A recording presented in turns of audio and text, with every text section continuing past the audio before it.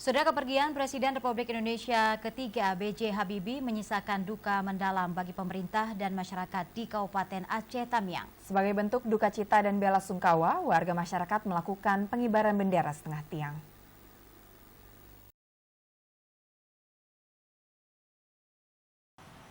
Kesedihan atas kepulangan Presiden Republik Indonesia ketiga Baharudin Yusuf Habibie juga dirasakan pemerintah dan masyarakat di Kabupaten Aceh Tamiang.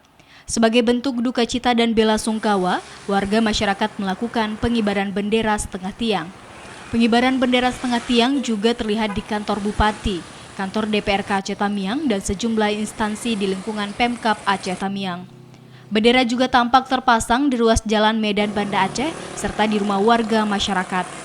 Atas musibah ini, Ketua DPRK Aceh Tamiang sementara, Supriyanto, menyampaikan rasa bela sungkawa kepada keluarga yang ditinggalkan serta negara Indonesia atas kepergian putra terbaik bangsa. Merupakan bentuk bela sungkawa Dewan Perwakilan Rakyat Kabupaten Aceh Tamiang atas meninggal dunia Profesor Dr. Haji Baharudin Yusuf Habibie, Presiden ketiga Republik Indonesia.